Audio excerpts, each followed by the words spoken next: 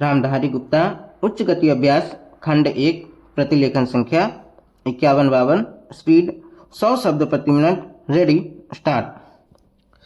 महोदय, योजना पर वाद विवाद सच्चे अर्थ में एक राष्ट्रीय विचार विमर्श का अवसर है और मुझे प्रसन्नता है कि सदस्यों ने इसे गंभीरतापूर्वक लिया है। हालांकि इसकी आलोचना भी बहुत हुई है। ऐसी आलोचना सुनने के हम अभ्यस्त हो चुके हैं। पहले इसका लक्ष्य योजना का विचार ही हुआ करता था। सौभाग्य से वह बात अब नहीं रह गई है और हम विकास की ऐसी सीढ़ी पर पहुंच चुके हैं जब मुझे आशा है कि सभी दल योजना के विचार का अनुमोदन करते हैं। कुछ ने योजना के कुछ अंशों का अनुमोदन किया है और अपनी आलोचना अनेक कार्यक्रम को लागू करने के तरीके के लिए सुरक्षित रखी है। कई सदस्य ऐसे हैं जो योजना के हमारे ढंग को बिल्कुल पसंद नहीं करते। अब यह स्पष्ट है कि हम में से प्रत्येक व्यक्ति के रूप में नहीं बल्कि दल के प्रतिनिधि के रूप में कुछ विचारों के पक्ष में हैं और कार्य संचालन के किन्हीं विशेष तरीकों को पसंद करता है। हमने पर्याप्त विचार विमर्श और सोचने समझने के बाद यह निश्चय किया कि हमें किस प्रकार का योजना आयोग बनाना चाहिए और आयोग को किस ढंग से काम करना चाहिए। योजना आयोग में निर्दलीय, स्वतंत्र विचारों वाले और गैर राजनीतिक विशेषज्ञ होते हैं, लेकिन वे पूरी तरह से योजना के लिए जिम्मेदार नहीं होते। योजना का निर्माण प्रत्येक राज्य के विभिन्न स्तरों के लोगों के साथ अनेक विचार विनिमयों के आधार पर होता है और अंततः उसे अंतिम रूप देने के लिए राष्ट्रीय विकास परिषद में प्रस्तुत किया जाता है, जिसके अंतर्गत सभी मुख्यमंत्री होते हैं, जिनमें अनेक अन्य दलों के होते हैं। वे मिल बैठकर अपने विचार व्यक्त करते हैं।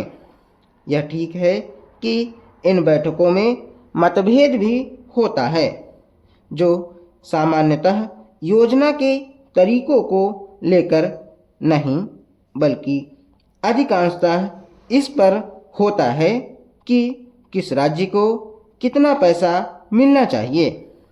हम जानते हैं कि हमारा कोई भी ऐसा कार्यक्रम नहीं है जो हमारी पूरी जनसंख्या की आवश्यकता के लिए पर्याप्त हो।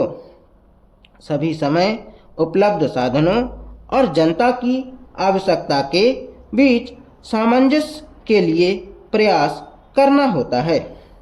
यह सोचना होता है कि क्या किया जाना चाहिए अथवा एक दूसरे क्षेत्र के लिए क्या किया जाना चाहिए। कुल मिलाकर यह योजना अगले 4 वर्षों के लिए प्रगति का घोषणा पत्र है। हमें कुछ अनुमान है। महोदय, यद्यपि योजना के अंतिम रूप पर औपचारिक बहस अब हो रही है, हमने योजना के प्रारूप के बारे में काफ़ी ब्यौरेवार विचार किया था। एक माननीय सदस्य ने कहा है कि योजना से ऐसा नहीं लगता कि कामों को निपटाने में तत्परता जरूरी है। मैं समझती हूँ कि योजना के प्रारूप और उसके अंतिम रूप में यही अंतर है। अंतिम रूप में हमने तात्कालिकता पर जोर दिया है, जिसका प्रमाण यह है कि उसमें आज की प्रमुख समस्याओं की पहचान की गई है, जैसे बेरोजगारी या क्षेत्रीय असंतुलन अथवा अन्य ऐसी ही बातें। इनमें से कुछ समस्याओं के समाधान में कोई विलंब नहीं होना चाहिए और उन्हें तत्काल दृढ़ निश्चय के साथ हल किया जाना चाहिए। लेकिन कुछ परिस्थितियां ऐसी होती हैं जिनमें हमें काम करना होता है। कुछ मान्य तरीके हुआ करते हैं। इनमें से एक है लोकतंत्री प्रक्रिया। बहुत से लोग चाहते हैं कि हम कई काम एक साथ करें और इनमें से कुछ के बारे में हम सहमत भी हैं कि वे सही काम हैं, लेकिन हम लोकतंत्री प्रक्रिया के प्रति वचनबद्ध हैं। हम जनता की राय से काम करने के लिए प्रतिबद्ध हैं। हमें अधिकाधिक जनता और पार्टियों को अपने साथ लेकर आगे बढ़ना है। मैं समझती हूँ कि अगर इससे हमारी गति कुछ धीमी भी रहती है तो हमारी प्रक्रिया को बल मिलता है और हम जो भी काम हाथ में लेते हैं उसे बल मिलता है। दूसरा तरीका मिश्रित अर्थव्यवस्था का है, जिससे शायद कुछ लोग सहमत नहीं हैं, लेकिन जिसे हमने अपने लिए निर्धारित किया है।